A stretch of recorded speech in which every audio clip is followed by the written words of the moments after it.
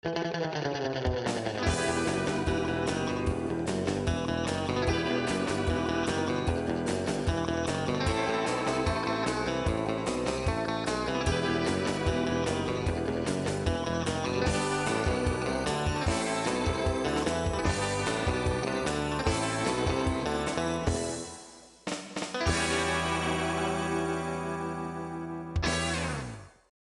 there, welcome to Cooking in Poverty, the show where we teach you how to make great meals, cheap meals, but the kind of meals that you find at fancy restaurants. The kind of restaurants that don't always let me in, but that's fine.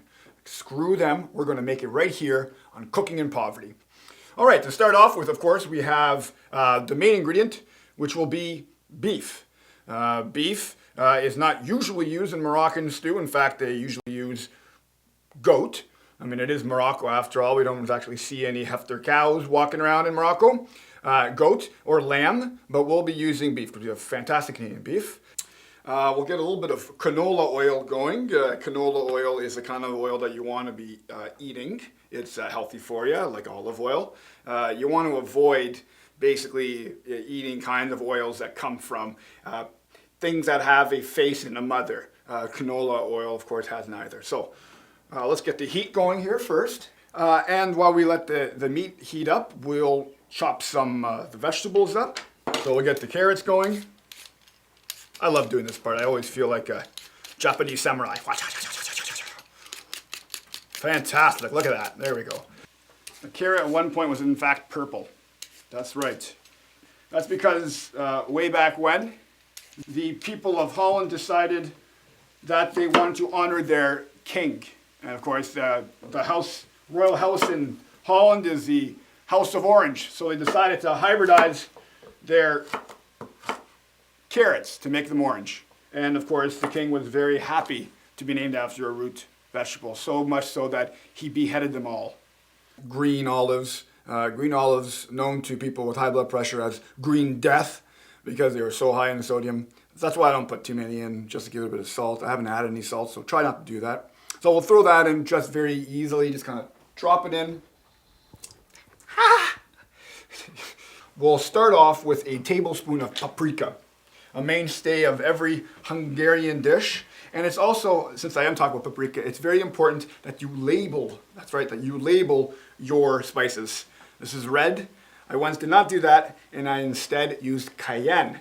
Now that was a bit of an issue, in fact, because I had girlfriend's parents coming over for special meals, making goulash, in fact, and I ended up putting in 4 tablespoons, not of paprika, but of cayenne. Let's just say that it ended up with an ambulance arriving. Off we go here, 1 tablespoon of paprika. You'll also notice that I actually use plastic containers for most of my spices. I buy them in bulk, sort of like these large bags. Cheaper, much cheaper that way. Find yourself an empty jar. This used to be a jam jar. Throw it in there, put a label on it. You'll save a heck of a lot of money. What you don't want to do is, in fact, try not to buy too many of these things. In fact, all you're really doing is paying for glass. If you look at the price range, it's not even comparable. Great, let's stir it up. And this is another key thing about cooking with spices. What you want to do is you want to let the spices get right in there, in the heat. Don't put any fluid on. Don't try to water it down. It'll lose its power. There's actually chemical reactions happening when you have spices on a hot surface. Your Moroccan stew is looking pretty good. Now let the stew stew.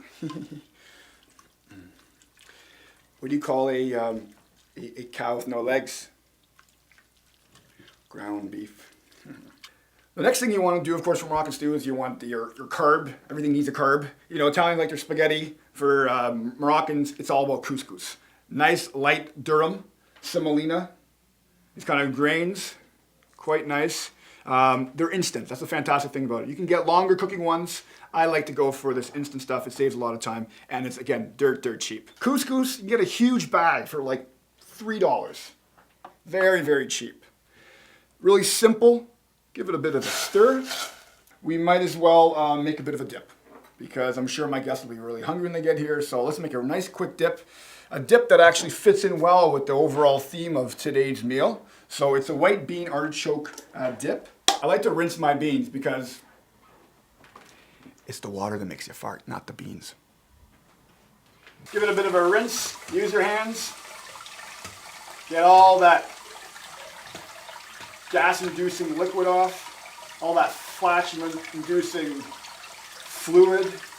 We've got our blender here, and we'll drop it in here. We'll just keep Shaggy here to keep an eye on it all.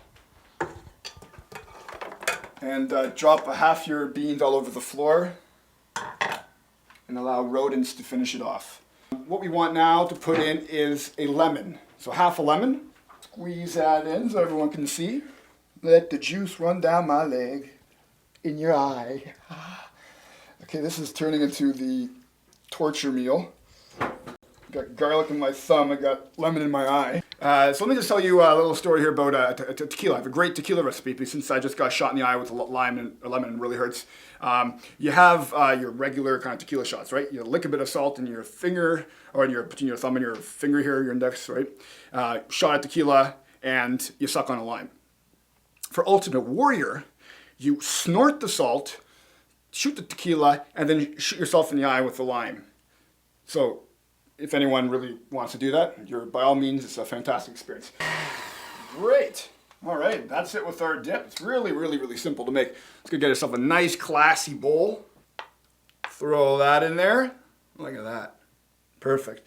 You always lick it. There we go. Well, that's good.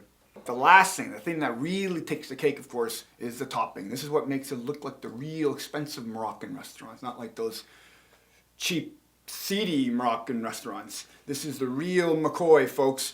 So what we're going to do is we're going to chop up some coriander. We're going to cook up, or at least heat up, brown some pine nuts, and top that off, and we'll be done. Pine nuts, really simple. Grab yourself a small little pan, a Teflon pan, a pan which if you heat too much will in fact kill birds. So keep your birds out of the kitchen. Nuts is what you try to want to be eating. In fact, there are Seventh-day Adventists who I've just found out, in fact, are hardcore vegetarians. I didn't realize that's what Seventh-day Adventists were. And in the Bible somewhere it says, eat nothing but nuts or whatever. So they've been eating a lot of nuts. Apparently there's some of the highest concentration of centenarians. Those are people who live to the age of 100. Them and the Okinawans, those little Japanese people who live for very long times as well, and Sardinians who love to eat cheese, which apparently is supposed to make you live longer as well. So eat nuts, eat cheese, and eat as an Okinawan, and you'll be fine. Take the couscous here, and now the Moroccan stew. Like this, try not to burn off your gut. Get a big, huge serving there. I look like some kind of Russian babushka here serving the meals. A little bit of the coriander. Toss that on. Voila! Moroccan stew. Looks wonderful, even better for you. Lots of reds, oranges, a bit of green in the coriander. Super, super healthy for you. Wonderful mixture of spices. Great meal. And again, costs virtually nothing. All right, the greatest thing about this meal, of course, is that it's very, very, very cheap. So let's try to figure out the final tallying on this meal. So to start off with, there's vegetables, $2.25. Canned goods, $3.54. And our final thing, of course, is the meat. And the meat I got on special, $4.85. The grand total, $10.64. Divided by 4, $2.66 per person. Try to get that at some of those fancy Moroccan restaurants. It can't be done. So remember, just because you're dirt poor doesn't mean you gotta eat dirt. Let's eat, boys.